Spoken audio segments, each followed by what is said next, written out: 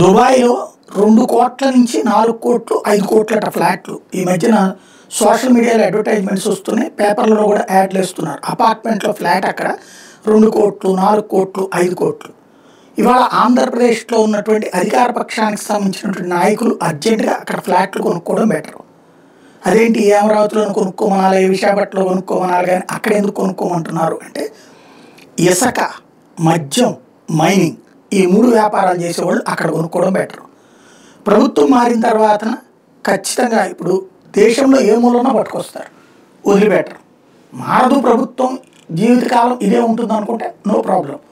అలా కాకుండా ఉంటే అక్కడ ఫ్లాట్లు కొనుక్కోవడం బెటర్. ఎందుకంటే ఇప్పుడు వైసీపీ వాళ్ళకి అట్లాగా లేకపోవడం వల్ల అందరూ అక్కడికి పోయి మళ్ళీ వాళ్ళని వెనక్కి తీసుకొచ్చి, ఎందుకంటే ఏళ్ళ తరబడి అక్కడ ఉండలేరు కదా. అదే ఫ్లాట్ కొనుక్కుంటే అక్కడే ఉండిపోవచ్చు. అలా కనుక కొనుక్కోకపోతే కనుక అద్దెలు కొంటే కనుక మనం వీసా మీద ఎన్ని రోజులు ఉండాలో అంతవరకే ఉంటాం. అప్పుడు వెనక్కి వచ్చేస్తారు. వచ్చిన వాళ్ళని ఇక్కడ పట్టుకొచ్చి జైల్లో పెడుతున్నారు. విద్యావంతులే, బాగా ఇది ఉన్నటువంటి వాళ్ళే, కాకపోతే ఈ రాజకీయ ట్రాప్లో చిక్కుకున్నారు. పారిశ్రామికవేత్తలు, వ్యాపారస్తులు కూడా రేపు పొద్దున ఇవాళ ఇప్పుడున్న కూటమిలో ఉన్నటువంటి వ్యాపారాలు చేస్తున్నటువంటి వాళ్ళందరూ కూడా అక్కడ కొనుక్కుంటే ఉత్తమం. భవిష్యత్తులో వీళ్ళు వెంట పడినప్పుడు ఉండటానికి అక్కడ సేఫ్ ప్లేస్ అవుతుంది.